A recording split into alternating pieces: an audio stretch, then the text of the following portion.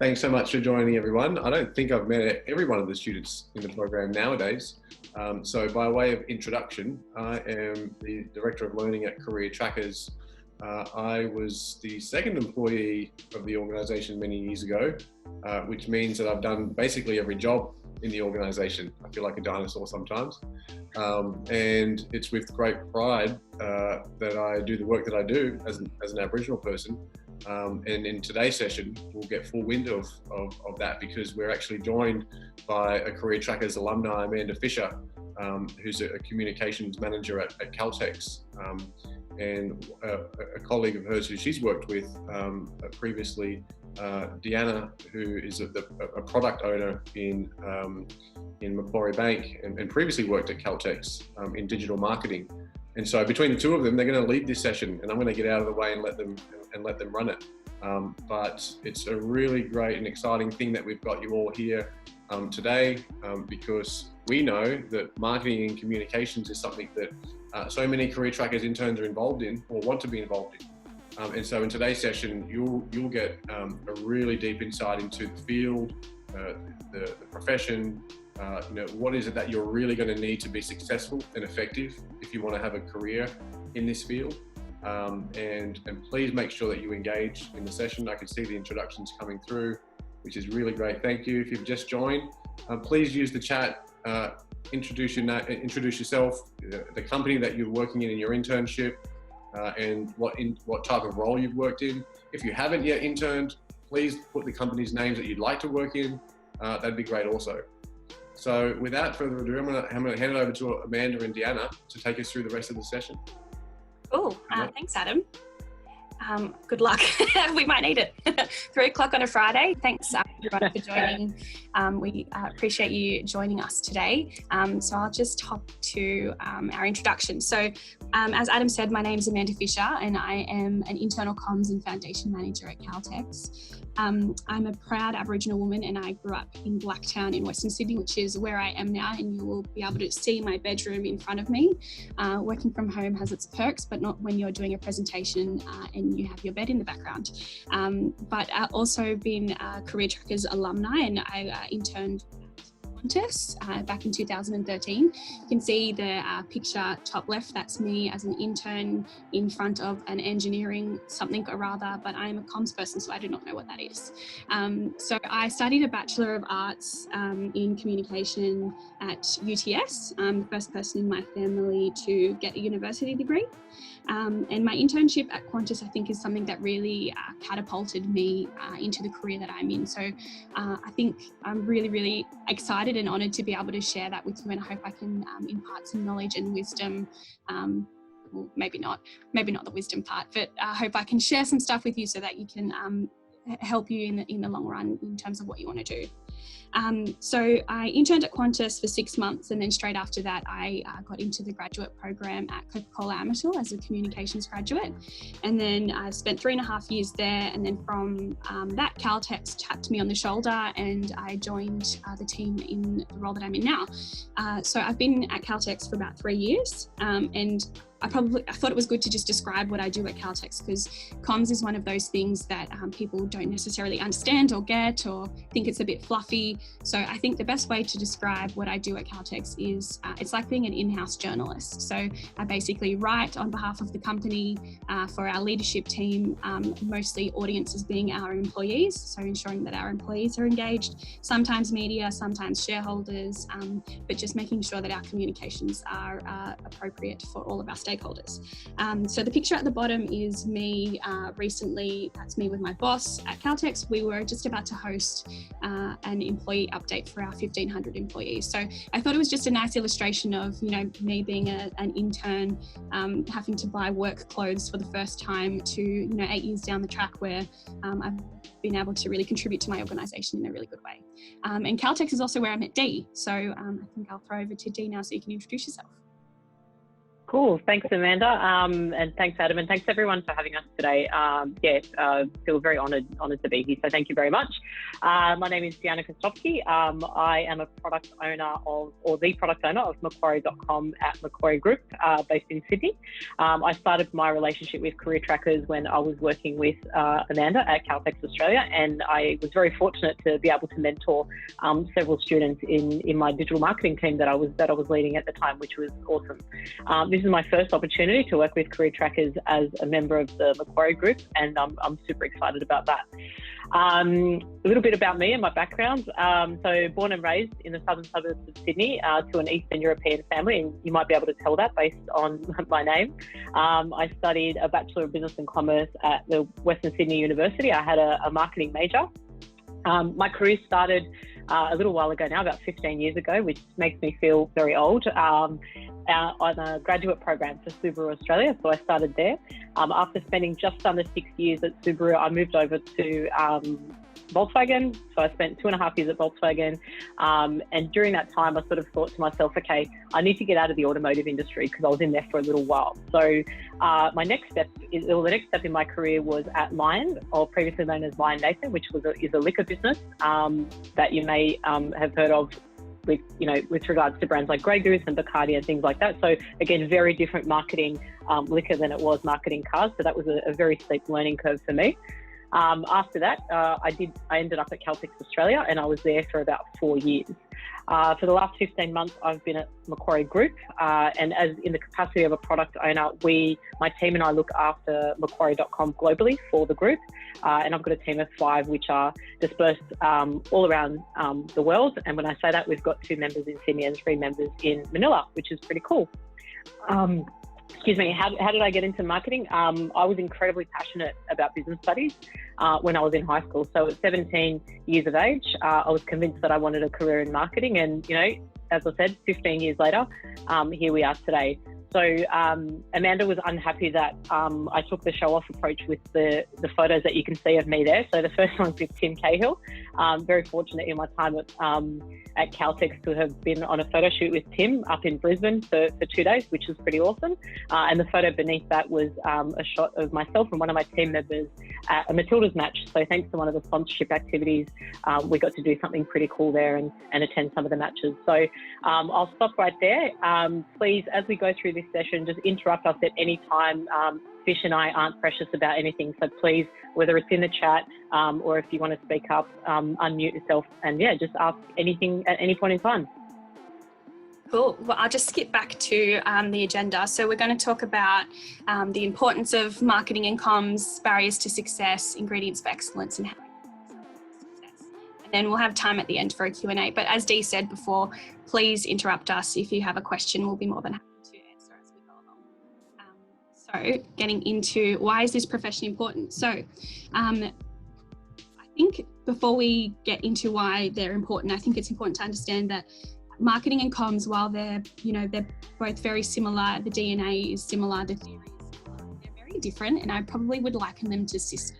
So while the theory is the same kind of in practice and when you're in a workplace and in a corporate environment, so Dee worked in the marketing team and I was in the corporate affairs team. So even from a hierarchy structure, they're also in different parts of the business. So my experience has been in comms and Dee's has been in marketing. So we're going to try and divvy it up and hopefully give you the full gamut of what it looks like. So when I think about comms as a profession and why it's important, I think it's important to go back to why it exists, and it's all about reputation management. So kind of the reason it exists is to protect and enhance the reputation of the company. So that's with employees. So, the more an employee is engaged with the business, they're more likely to work for want to work for the business or do better for the business. And then from a purely sales perspective, if you've got a better perception of the company, you're going to want to buy from them. So that's kind of, I think, the importance of comms from a very corporate perspective. It's to make sales be a good, have good reputation with your customers and with your employees is the kind of the bottom line of it. And if I think about something recent in terms of reputation that has kind of resonated with me and how important reputation is. It's been with the company Ben & Jerry's, who obviously do ice cream. It doesn't take a lot to make me want to buy ice cream, but certainly this experience that I had with Ben & Jerry's was really good. Throughout all of the Black Lives Matter movements that's been happening at the moment, obviously we saw a lot of brands and companies jump on the bandwagon and post a black square with saying that they're supportive of Black Lives Matter. But I noticed throughout it that Ben & Jerry's have been doing this for a very long time and had done it prior to the movement. And when I did a bit more research into the company, I saw that they actually have someone who is the head of activism that works for the company. And I guess the reason why I think that's important is because I've now had a really good experience with Ben & Jerry's, so I'm more likely to buy from them. And that's kind of what marketing and comms is about. Now, while obviously Black Lives Matter is not a marketing campaign to get on, companies have an important role to play in changing the way that the world is. And the reality is that someone like Dee or I would be behind something like that. And so I think that that's why comms is important. From a personal perspective, doing my degree and being the first in my family to get a university degree, I've been able to, my sister's now studied and she's 9 years older than me. My mum has she's gone to uni, which, has been really, really important for me in terms of my career. But bringing my profession into it, having a comms background, everyone needs a comms person in their life and someone who can write. So it's been really good to be able to help them, review their assignments and stuff like that. So I think comms in a corporate world is very important, but also in life, comms is very important as well. Dee, do you want to talk about marketing? Yeah, of course. Thanks, Amanda. Before I get into the marketing spiel, I'm going to do a shout out to, if everyone can see the image on their screen of that Yorkie candy bar, we want to sort of tie it into why is this important. So can anyone tell me or tell us what might be wrong with what's on the wrapper of that candy bar? Any volunteers?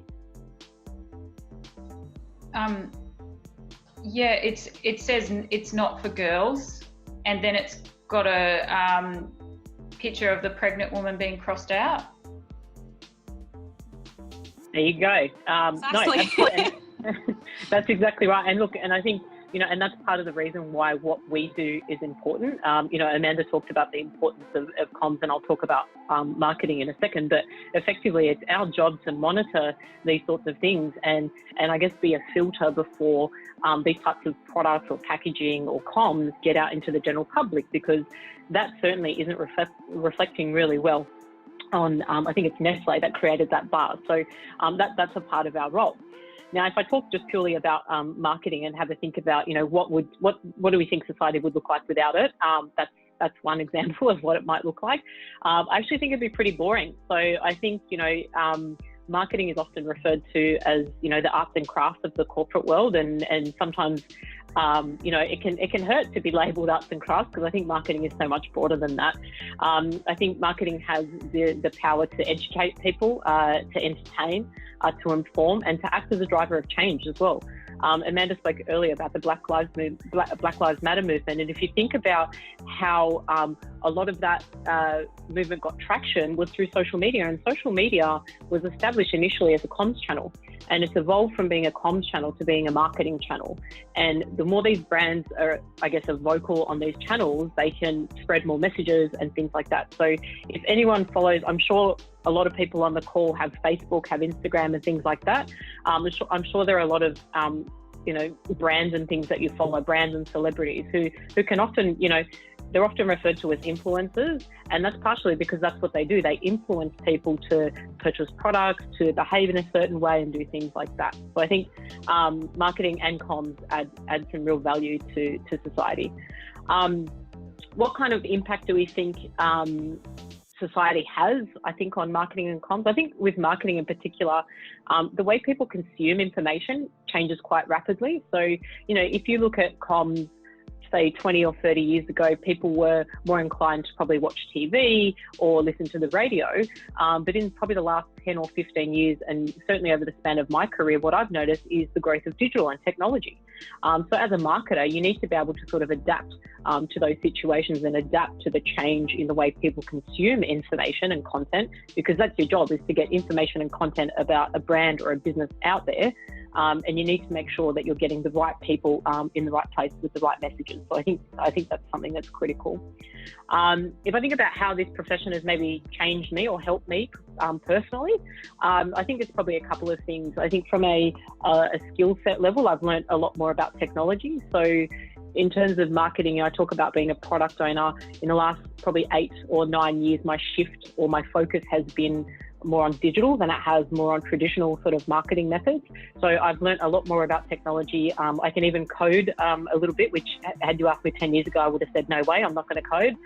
But I am in a situation where I've been able to learn that skill. And the other piece is around being more creative and more confident. I think, growing up, I think a lot of people sort of struggle with, perhaps presenting or getting up in front of audiences and things like that. I think being in marketing and having the opportunity within a corporate environment to present data, to present campaigns and creative and things like that, getting more practice with that makes you more confident, I think, not just with your work, but it has a reflection on your personal life as well. So that's that slide. Are there any questions? I'll just pause right there if anyone wants to ask any questions about what we've talked about so far.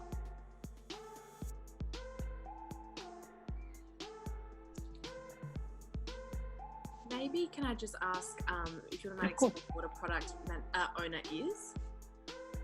Yeah, sure. That's a good question. So the concept of a product owner is arguably relatively new. It's been born out of what is known as agile methodology, and I won't talk too much about that because it'll take me 3 hours to talk through what agile methodology is. But effectively, it's a method of development within businesses where you have what we call sprints. So you'll have, say, 2-week sprints where you finish projects in those 2 weeks, then you start more projects for the following 2 weeks and the following 2 weeks. My role as a product owner is, with Macquarie.com specifically, is it's my job to write the strategy for Macquarie.com and, let the business know what its purpose is and what we're trying to get out of it. From a user experience point of view, I also lead UX. So I'm not sure if you're familiar with the term UX or the concept of user experience, but it's effectively how people experience the website and what content they consume, things like that. And then I also play a role in the roadmap of the website. So we sort of consider, what does the website look like today? How do we need to adapt based on the change in market or change in consumer behavior, and be able to sort of, solve the problems that a consumer has. So that, in a very small nutshell, is effectively what a product owner is. Great, thank you. No problem. Okay, I guess we'll to the next slide. Yes, please. Thank you. Okay, so barriers to success. So I think one of the questions we often get asked, what is one of the hardest parts or hardest aspects of doing a marketing job? I think for me, and something that I've learned over the years, is convincing people that marketing is an investment in a brand. I think typically, as I said before, we're often referred to as arts and crafts, those of us who are in marketing, and it needs to go beyond that. So I think what we've always been challenged with is marketing has been seen as a cost center. So marketing spends all this money and we don't really get anything out of that money. So we'll talk about it a little bit later, I think, in the next slide. But I think one of the things that's critical is having a commercial mindset and making sure that, especially in a corporate environment, that you're demonstrating what value the marketing is bringing to the business. Now, that might come in the form of leads. So when I was in the automotive business, it was important for us to have people book test drives or download brochures about, the latest model that we were launching. So I think that is a critical piece in demonstrating the money that you're putting into something. What is the return on the investment? So I think that's a critical piece.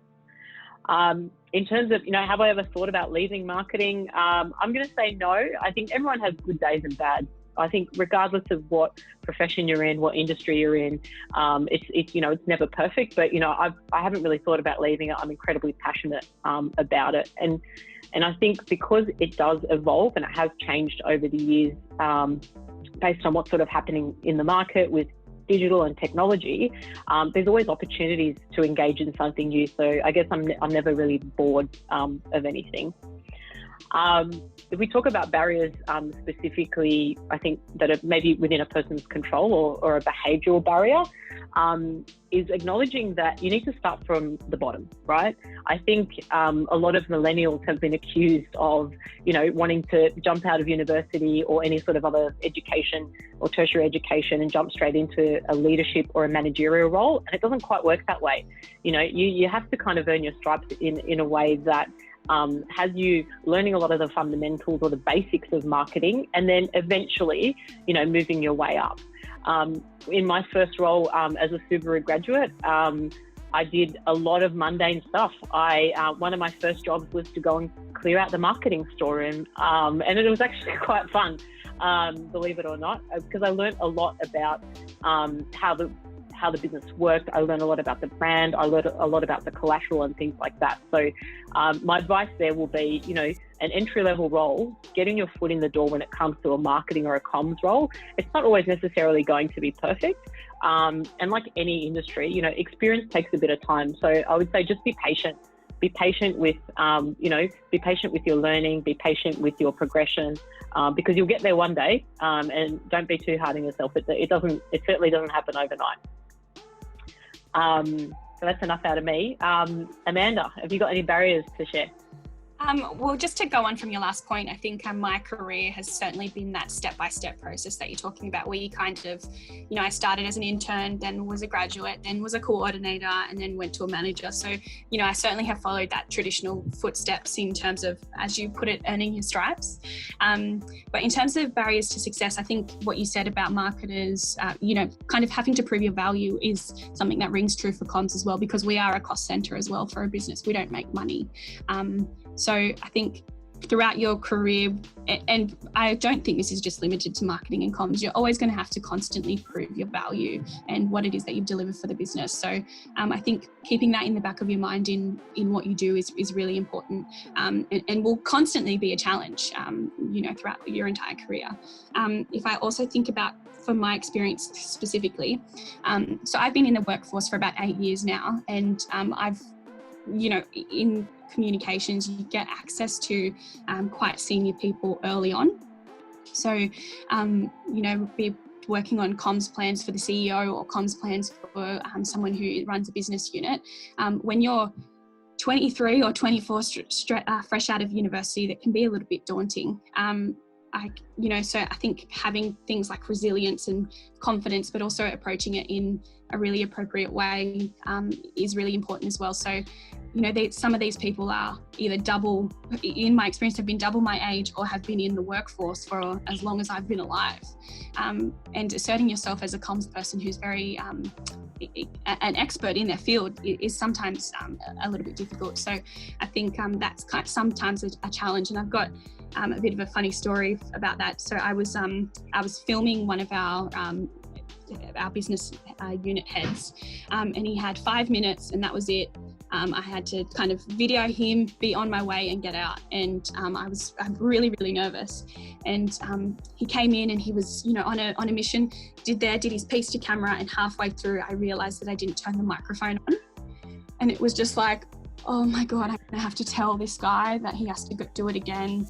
And it was just like the worst feeling ever, and just making sure you have resilience, and you're going to have those experiences. But I think working with senior people early on is something that can sometimes be a challenge in terms of comms. I think I came to you after that happened, Dee, and I was like, I remember walking over to Dee's desk and being like, oh my God, turn the microphone on.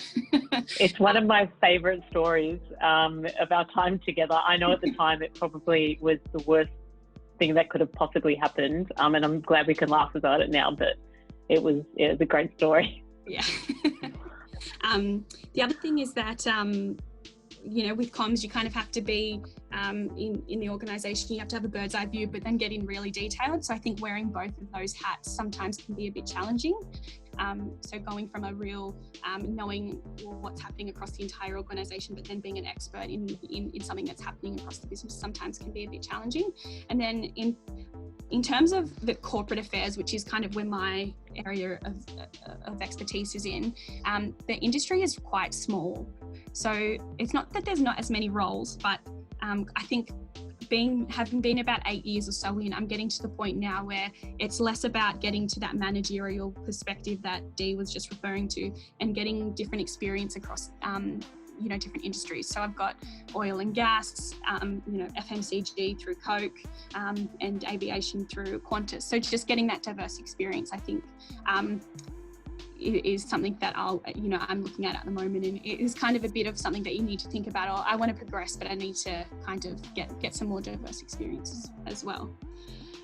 We've got our ingredients for excellence coming up next, which I think will also help us kind of flip it as well, to talk about what the ingredients for excellence are for these roles, and then by way of virtue, what the barriers to success are on the flip side of the coin. So I guess we'll pause there again. Does anyone have any questions to ask before we head into the ingredients for excellence? That awkward pause. No, are there any in the chat, Dee? Not from what I can see. No. Okay, cool. We'll head on then. So we've got our ingredients for excellence. Okay. Cool. Thanks, Fish. So what I'll do, I'll probably just take you through the marketing ones and then hand over to Fish. And I think, as Amanda sort of alluded to earlier, the two professions are a little bit like sisters. So there are certain synergies between the two, which is why we've illustrated it with a beautiful Venn diagram here. So from a marketing perspective, I think being creative is one of the things that is typically, required of the job or in your favour. And that creativity can come, you don't necessarily have to be good at drawing or good at art or anything like that, but I think it ties into the next one about being a problem solver.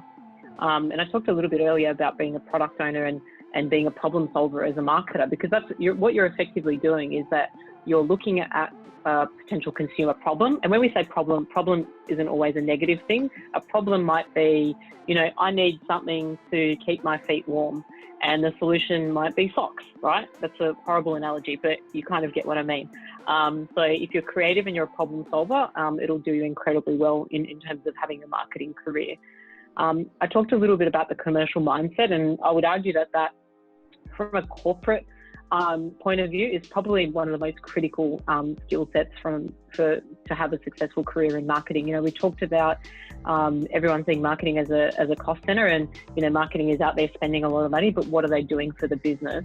If you can demonstrate to a business when you're thinking about marketing activity and you've got ideas, try and always tie it back to what does it mean for that business? Is the business going to make money from it? Is the business going to improve awareness? Is the business going to improve their reputation by doing a piece of work? Always try and tie any output to an outcome, whether that's monetary or non-monetary. High attention to detail. This is something that was drilled into me from a very early stage in my career. I think I was 21 or 22 when I was running national retail advertising for Subaru Australia, which was incredibly scary and daunting, but I had to cross all of my T's and dot all of my I's. So you think about comms or marketing, our work is very public. So, look at Macquarie.com, you can all access it right now. So if there are spelling mistakes, if there are wrong images, if there are anything's broken on the site, it's highly visible. So visibility equals an element of risk. So it's important to have that attention to detail. And the last one before I'll flick to Amanda to talk about the ones that are in between as well, is being adaptable to change. As I said before, the market is constantly changing, and there's always a lot going on from a media consumption point of view, from a technology point of view, and things like that. So as a marketer, you need to be agile, and you need to be resourceful with what you have, and sort of, shift or pivot into the direction that the business needs you to focus on. So, Fish, I'll hand over for you to talk about the ones in common and the ones for comms. Yeah, sure. So I guess the ones that we have in common, are transferable across all skills. And I'd probably say that, I wouldn't have ever described myself as an organised person when I was at uni. I was classic, midnight the night before an assignment's due, crying because I'm like, oh, why did I leave it to the last minute again? But I think like the motivation changes when you get into the workforce, and when you're getting paid, for one, that is a big motivation, you know, to make sure that you're organized, but also, you know, you kind of, you're where you want to be in life. So I think I wouldn't be deterred by that if you don't have these skills right now. You know, obviously have them in the back of your mind about these are the kind of things that you need to be successful, but you know, we're not expecting you to have every single one of these skills, and these, you know, you can have a mixture of all of them across the whole gamut, I think is kind of what I'm trying to get at. In terms of comms, I think like a non-negotiable skill is strong writing skills. You need to be able to write. You need to be able to tell a good story. And when I say a good story, I don't necessarily mean, you know, when you had a couple of beers at the pub and something hilarious. And there is a time and a place for those stories. But what I mean in the corporate kind of world is, you know, a few years ago, I wrote a chapter for our annual report. And I did the whole chapter for our convenience retail business. And my job was to tell the story of the business over a 12-month period, pull out the things that are important. So I think it's about knowing your audience. So that was for shareholders, and picking out the things that are important to them and being able to tell a story that is that makes sense. Anyone can put together a sentence and use the right punctuation and spelling, but there's a difference between having strong writing skills and being able to tell a story. Good moral judgment, I think, is really important. It's to ensure things like you know, Nestle bars that aren't for girls don't make it out into the world. A lot of the times corporate affairs wear the final red tape before things go live into the world. And so having a good sense of moral judgment, I think, is a really important ingredient for excellence for a comms person. And that empathy is around putting yourself in the audience, in the shoes of your audience. So for me, my audience is employees, media, shareholders, customers. So being able to put the different shoes on to know exactly what it is that they want from what it is that you're doing. The curiosity part, I think, goes hand in hand with that moral judgment as well. And it's kind of just asking the why. Because a lot of the times comms people are the filter, and you kind of need to make sure that you get the unfiltered version of events or of what's happening to ensure that you can accurately describe what's happening. So just always asking why, but what about this? And just always having that question mark above your head to make sure that you get the real story from people. And then relationship building is really, really important. As I said before, you kind of go from really high level to really in the detail different all the time. And you're working with so many different people on any given day. So making sure you build those relationships with people, and you know, obviously being respectful at all times, but making sure that you've got a sound relationship with all of your stakeholders, because you will definitely work with all those people again. So yeah, they're kind of the skills that we've put together in the ingredients of excellence, and I think they also go hand in hand with the graduate attributes that Career Trackers, you probably have all seen. You'll see a few of those pop up in here as well. So I guess before we hop on to accelerating your success, we'll pause again for questions. I don't imagine anyone's going to jump out of their chair based on the last pause, but we'll pause anyway. So yeah, just let us know if you have a question about the ingredients of excellence.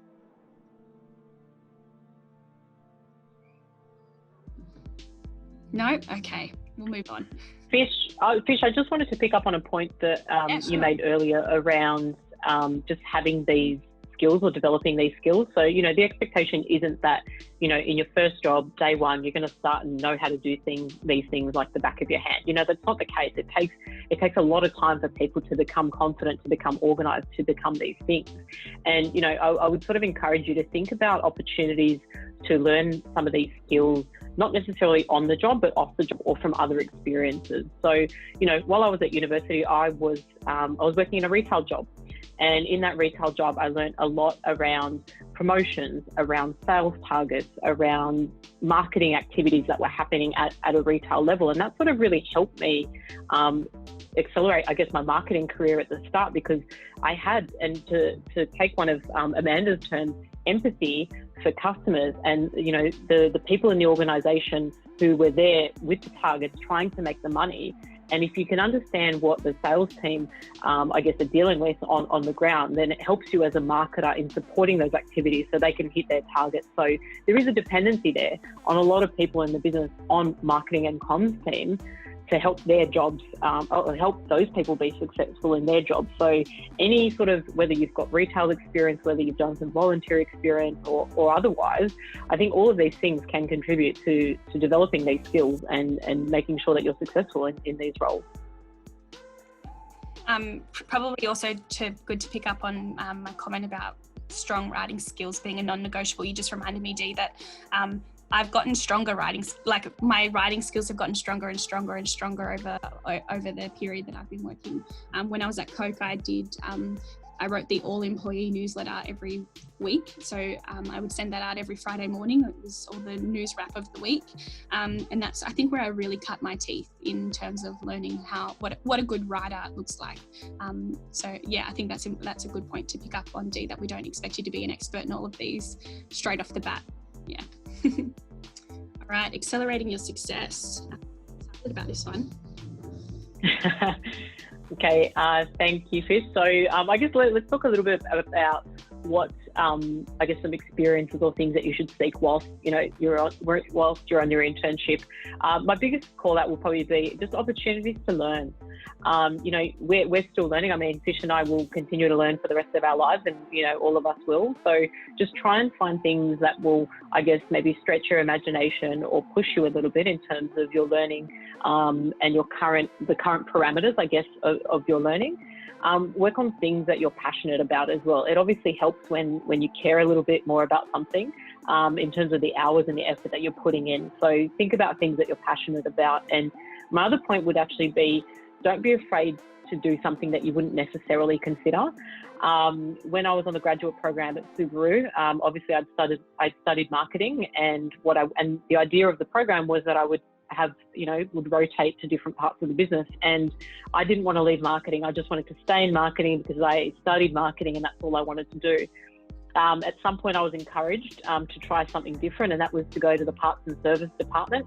And when I was 21 years old, and as a female, did I want to go and work in a team with all of the mechanics and just talk about engines and stuff? It wasn't really my thing, but I did go to that team. I took that opportunity. I was in it for 6 months, and it was probably one of the most rewarding 6 months that I've even to date had in my career. So as I said, don't discount anything that you don't think you might be interested in. Just give everything and anything a go. And the people that are giving you the advice to try these things, take their advice. A lot of the time they've had the experiences that I've had or other people may have had. So certainly take a chance when you're given one. In terms of relationships and mentors, I think both personal and professional relationships are important. From a professional respect, it's obviously important to build your networks, to establish relationships with different people around organisations, within different organisations.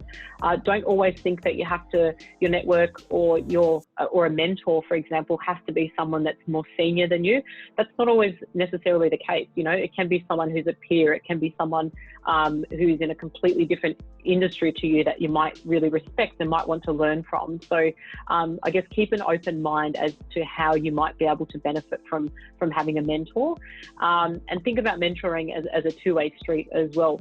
I've got a couple of mentors that I have, not just at Macquarie but outside of Macquarie as well, and I actually learn as a mentor. I learn an awful lot out of my mentee. So if you are a mentee, think about ways where you can sort of add value or educate or teach your mentor, because as I said, it's a two-way street, and I think you can both learn something from it. From a commitment point of view, I think in terms of what you might need to do to sort of set you up for some sort of success, I guess, in marketing, is write a plan and commit to it. I think having something on paper, having some aspiration, having some ambition can be really helpful in this case. I'm going through, as I said before, I'm fortunate enough to lead a team in my role at Macquarie, and we've recently gone through what we call our career conversations with my team members. And what I've sort of encouraged my team to do is we have a plan on a page for what their career looks like. We do sort of a look back on what their performance was and areas of improvement, and a look forward. Beyond that, we write some actions, and I hold my team accountable to those actions. So if you say you're going to get a mentor, go and get a mentor. Don't procrastinate, don't put it off, just go and get one. What are you waiting for? So all of those things. So set yourself little tasks and little goals, and have your mentor and have your network help you achieve those goals along the way. And my last call out would sort of be in terms of study habits. I'll be one to say, did I enjoy going to university? It was all right. I was excited about what I was studying, but was I the most diligent student in the world? Maybe, maybe not, but be consistent. And I think consistency is really critical here. I went to, I think my degree was 3 years. I didn't miss one tutorial. I only missed one lecture in 3 years, and that's because we had an assignment due and we hadn't finished it. So we had to spend the time finishing the assignment. But aside from that, really respect the educators and respect the people that you're getting your learning from and you're absorbing your learning from, and turn up to class. Do your work. I had friends at uni who, they started to fail subjects and they were like, oh, how are you not failing and why are we failing?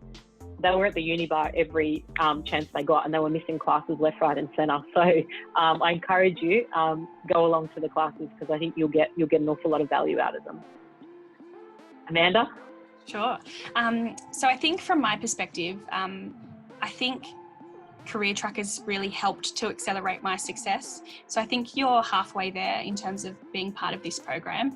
I think it's important to note that, my opinion is that Career Trackers open the door for you. They get you the interview with the company, or get you an internship, but you really have to get yourself through that door.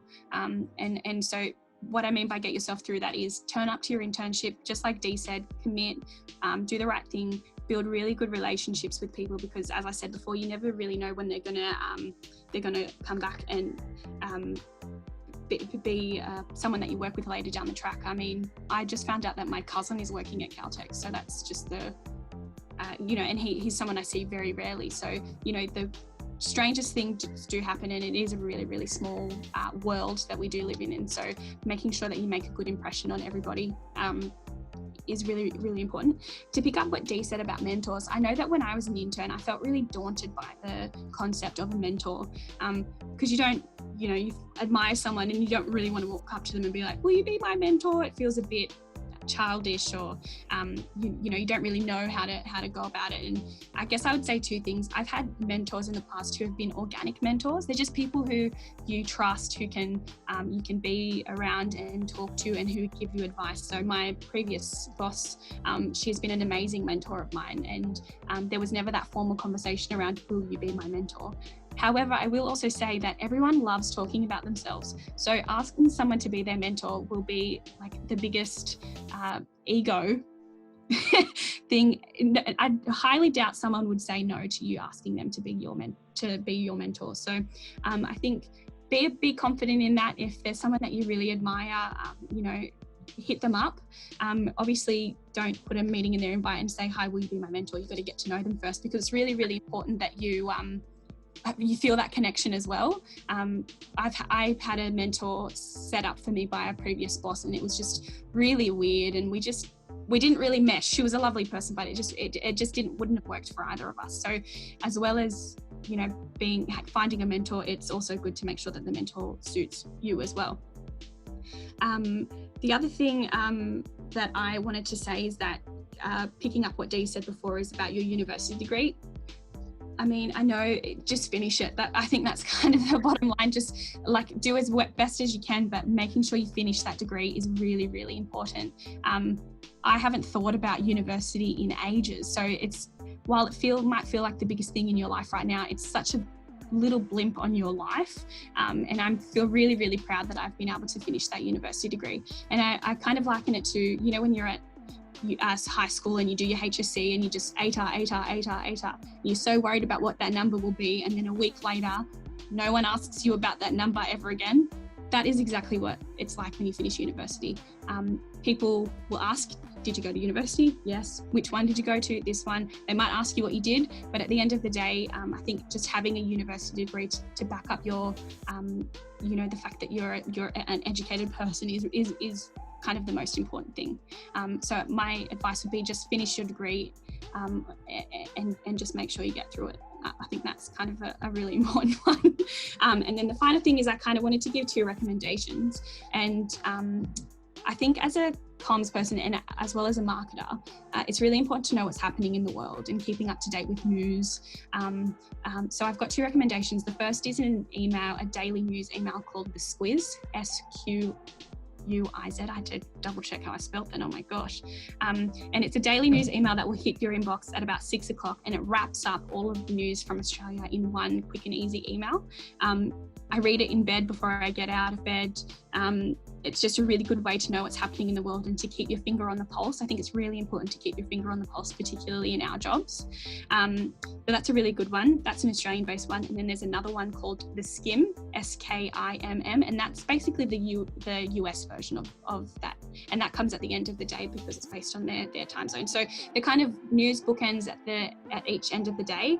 And I think it's really, really important to make sure you know what's happening in the world, particularly as a comms and corporate affairs professional. So yeah, that's, I guess, where we kind of finished up what we were going to say. Dee, do you have anything else to add? No, but I had a mild connection interruption, and I think Talia had a question, and I was about to read it out, and then the chat's been wiped. So please, Talia, go ahead.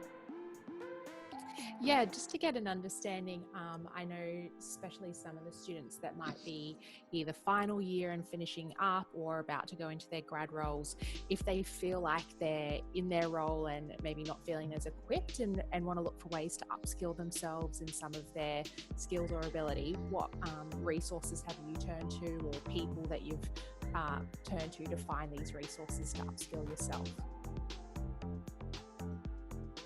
Yeah, I can give. Yeah. Sure, sorry, I didn't mean to throw you under the bus there. No, that's okay. I'm used to it. Look, I think it depends on what skills you're looking to develop. I think sometimes, if we sort of consider soft skills versus hard skills, I guess there are a lot of resources available online. So I guess in a digital respect, my team do a lot of upskilling with Google Academy. So if you want to learn more around search, or if you want to learn more around page speed or websites and things like that, there are an awful lot of free resources. So look to some of the more established, I guess, brands or learning platforms that may be able to give you some of those things. I think the soft skills you'll learn over time. It's really hard to, I guess, teach someone how to be a leader or teach someone how to be empathetic, all those sorts of things. So I wouldn't put too much pressure on, trying to develop those by, watching a 60-second video on YouTube, because you won't, right? You might learn a few things from the video, but it won't necessarily teach you how to do those things. So there are different resources. Reach out to your networks or just chat to people around some different platforms that they may be using as learning resources. But, I think we're very fortunate these days, with the internet, and there are so many resources available. So just have a look at what you might think you might need some development on, or you think that's a growth opportunity, and see what you can find. I don't know if Amanda's got a better answer. She probably does. I know. I think what you said about learning, those soft skills on the job is, it really rings true from my experience, but I think you might be talking about kind of the core competencies around like technical kind of stuff. I think that might be what you're talking about. I know that at Caltex we have access to LinkedIn Learning, and they do short courses that you can search you can learn to play guitar on LinkedIn Learning if you really. I don't think that's part of the graduate attributes, but they've got courses on absolutely everything. So I would suggest that if you're already in a company, you probably have access to loads of resources that you can look at in your spare time as well. Sometimes as well, just looking at the learning management system that your organisation, I'm assuming that you're interning somewhere or that you're in your role soon. Sometimes the learning management system will have a bank of of courses that you can jump on. And even, I know Caltex even sponsors postgraduate learning, if that's something that you're interested in as well. I don't know how it works because I've not looked into it. I've kind of put university behind me for now. But I know that a lot of organisations kind of sponsor some further education while working on the job. I hope that answers the question. I was trying to rack my brain about what I particularly used to skill up as well. So I hope that helps. And that's great, thanks. I was also going to just suggest to all of the interns that are on the call, as you think about questions, maybe even think about problems that you've seen in your roles, in your projects during the internships. If you worked in marketing or communications, now might be a great chance to ask or present some of those problems and get some thoughts or advice on how you should try to tackle them going forward. And just, pointing out some people from the chat, I can see Corey, you did an internship at QBE as a marketing assistant. What did you see in the workplace that you feel like you could do with some great advice? Really encourage everyone to just think of some questions to ask while they're with us.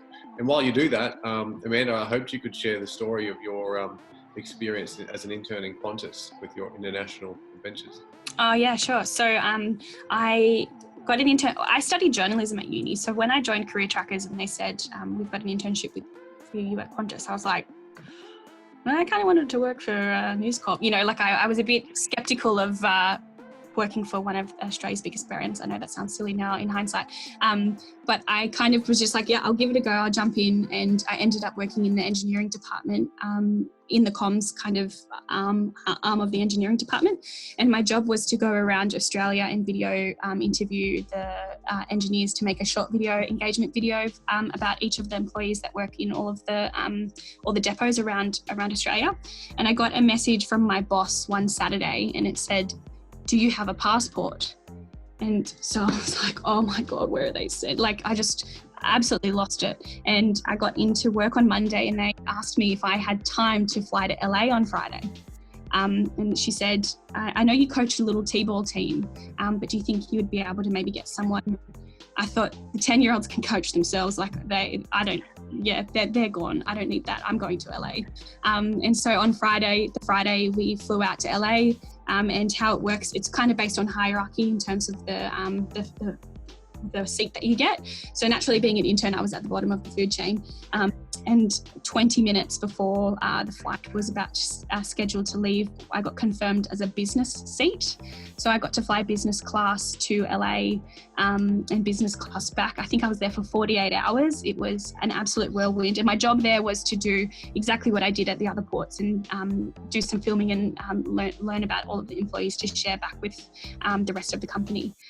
It was absolutely nuts. I remember feeling like a fish out of water. It was just, I remember like they handed me something and I thought it was like a report of some description that accidentally got left on my chair, but it was the menu.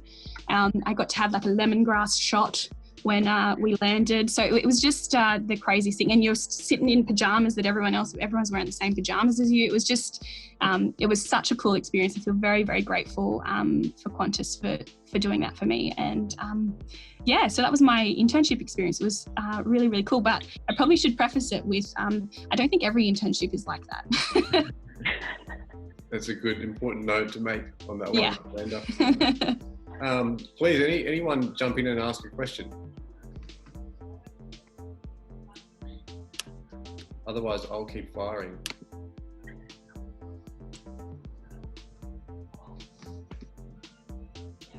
No, okay, while I think of it, I'm going to pick on someone shortly if I don't get a question. But Amanda and Dee, when you talked about those attributes, the skill set, if you can go back to that slide, I wondered if you could speak to any one of those particular points that you felt was a challenge for you as a recent graduate. So back to when you both joined graduate programs, did you feel any particular one of these goals was something you had to work really hard on? What was that one and how did you build it? I can do this one, Dee, given I threw you under the bus first. I think for me, the one that I really that sticks out to me that I kind of struggle with is the confidence one. I do think that gets better as you kind of progress through.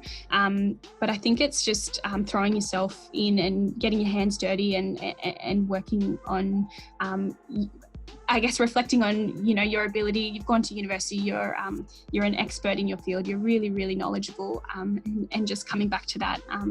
And I think, I would say that I haven't developed all of these skills yet entirely at all. Commercial mindset, I know that's on the marketing side, but that's really important for a comms person as well. So I guess going back to your earlier question, Talia, about getting extra, doing some extracurricular stuff outside of work. Doing some commercial stuff is a real big sore point for me. I cannot do math to save my life. So I've, through CareerTrackers, I've just joined a mentoring program, and my mentor has suggested some YouTube stuff that does basics in financial literacy, so that I can start building up some skills there. So I think it's an evolving thing that you're going to have points of your career where you need to really focus on some skills over the other. And I think it also depends on your role. Dee, you've had some diverse role. You managed social media at Coke and at Caltex, and now you're managing the website specifically. So that was a very bad segue to you, Dee. That was a horrible segue, but all I will do is sort of, I guess the confidence thing resonates with me as well. I don't think, when you first start out, particularly when you're an intern or a graduate, starting, especially in a corporate environment, you'd be sitting in a meeting around a boardroom table with all these people who have been there for 10 years, and you feel like you don't really, have anything important to say or you can add value. I would encourage you to be bold, share your ideas.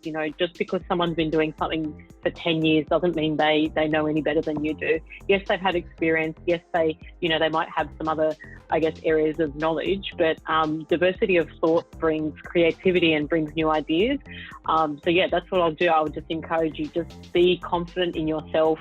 I would say that there's never a silly question or a silly comment or anything like that.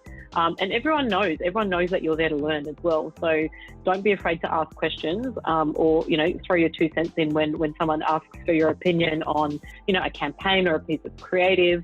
Just don't be afraid to say it. We have a question in the chat. Yeah, that might be a good association a little bit with that question. Cassandra, I think do you want to word that? Do you want to jump on the mic and ask that one, Cassandra? Yeah, sure. Sorry, I didn't know how to word it. But when someone makes an inappropriate comment about Indigenous people in general, and as an intern, you don't want to speak up and say, well, you're wrong, and try and educate them on the topic without creating such a big kerfuffle, if that makes sense. So how would you go about telling that person that their assumption or what they've said is actually pretty hurtful? What would be your advice in terms of that sort of conflict sort of resolution, if that makes sense? I completely get what you're talking about, and I think it's such a hard one to navigate. I still struggle with it today. So I guess the first thing I would say is to talk to your boss. I know that seems a bit silly, but talking to your boss about it is in the first instance, because I think the bottom line is that behaviour is never acceptable, and it should be dealt with by HR. That's the bottom line, that person needs to be sat down and spoken to. But I get that as an intern, you don't want to ruffle any feathers. You don't want to make anyone put anything out that's inappropriate. So I think it's really important as Indigenous people that we are calling out that behaviour, because it's just not acceptable. That good moral judgment part that's in that comms thing, I think that's where this comes in. And if someone's making those comments, you don't want to work for that place. And I think the HR team would really want to know about that kind of behaviour. I don't know if you have anything else to add here, Adam. It's a tough one, and I think every situation is really different. Yeah, for sure. I think that they can be really unique, and I think really important. I mean, just from a career tracker standpoint, really encourage any intern to talk to their advisor about it. and bring it up, because we have conversations with, you know, both senior and human resources representatives. And so where we can deal with that, if there is difficulty from a student or a difficult experience to overcome, then we should step in and play a supportive role in that. You know, because there can be that feeling, as you pointed out, Amanda, that you might feel like there's a power imbalance. Like if I say something, I'm going to ruffle someone's feathers. And so at an absolute minimum, we should be talking to your Career Trackers contact with regards to stuff like that, for sure. But I think a really important question. Yeah, and I think I would echo exactly what Amanda was saying as well. I think, you know, you should, within the organisation you're in, you should feel confident and comfortable to be able to speak up. You know, and let people know how you feel or how their comments make you feel. And yeah, I would really sort of, again, talk to people about it, talk to, you know, escalate if you need to, so that it is known. And, you know, culturally, that's completely unacceptable, you know, for an organisation or anyone within an organisation to behave in that way. So yeah, absolutely speak up and don't feel like you can't ever say something, because you absolutely should. Thank you. Sorry. No, it was an I'm important. sorry at all. There's another question in here, and Damien, I might get you to actually talk a little bit more to this one. It's regarding how to communicate engineering science projects, and there might be some more context to that question, Damien, that you might want to include in it. What is it that you're trying to communicate? I don't know if you can hear me. Yep. I was hoping I didn't have to talk, but that's okay. So as an engineer, like you find that our main part of our role is communication between different stakeholders. So I was always curious how effective that can be. Obviously, going to a sales team, explaining the cost analysis based on whatever, they're not going to care about the numbers. They're going to know how much it's cost, how much it's going to cost. Sorry. So it's a bit I wouldn't say difficult, but it's I don't want to say you have to dumb yourself down, but you have to think like them in order to get the idea across. Because they look at it and go, "Oh, it's going to cost too much." They're not going to do the project, but you have to try and apply how important that project is, how it leads onto other stuff, without obviously going into, you know, they're not going to know the electrical principles or mechanical principles. They just want to know basically the cost principle, cost analysis, and et cetera, et cetera. Yeah, I can jump in on that one, Damien, if you don't mind, Fish. I'll jump into that one. Thanks, Damien. Yeah, look, I think, you know, I'm constantly in a situation where I'm certainly not an engineer, but in living in a technical world, in a digital world, I'm having to sort of, in my day job, deal with stakeholders who don't necessarily understand some of the technical details of what, say, a development piece might entail.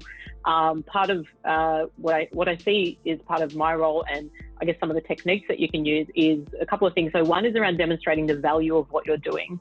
So if you just put a dollar amount on the table and say, we're going to do this and it's going to cost $1 million, they're going to look at you and be like, okay, that's a lot of money. Why are we doing it?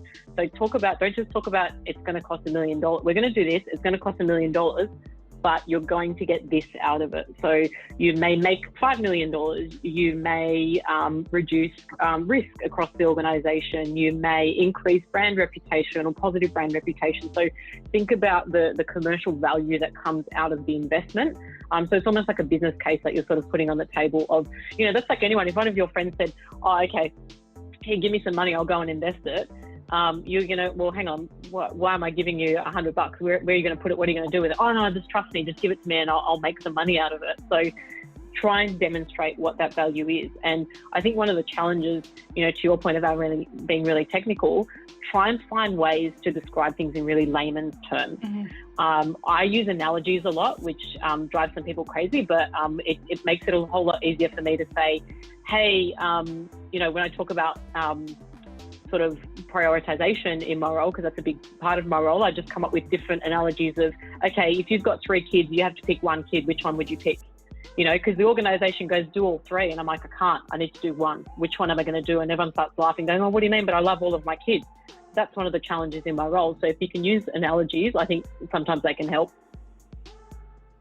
I think just to quickly add, around articulating something that's really technical. I love doing this. This is like part of the stuff that I really, really love doing. I think if you think about like the Sydney Morning Herald or, you know, a newspaper, it's written for a 13-year-old level of of understanding and writing. So if you can just imagine that your audience is 13 years old, how would you describe it to, a cousin, a little sister, a little brother, someone who does not understand? How would you make them understand it? And I think how Dee said, using analogies and stuff like that. I think that's a really good tip. Just write as if you're talking to a child. I think, and I don't mean that in a disrespectful way, that is literally how you get cut through and how people will really understand what you're talking about from a technical perspective. Awesome, thank you so much. And look, before I make some final comments here, I've chucked a link in the chat for everyone before you leave. If you could just quickly do that 2-minute survey for us, would really be grateful for some feedback on the session. This is a whole new world that we're operating in delivering online training. And so we've usually done all of our events in person. And so love your feedback. Please jump on that link and give us some feedback before you leave. I really wanted to thank both of you so much, Dee and Amanda, for coming in to join us. It really means a lot to us, and Dee, for your years of support in being a great role model to Career Trackers interns over years. And Amanda, you're an absolute legend in the Career Trackers program. Many of the interns today weren't around when you gave an amazing keynote at a Career Trackers Gala dinner. But many of them have, because we still use your video and the story. And so... Oh, that's good to know. That's absolutely phenomenal to have you both on the call. We have gone a little bit over time, but again, really wanted to say thank you, and thanks everyone else for joining the call.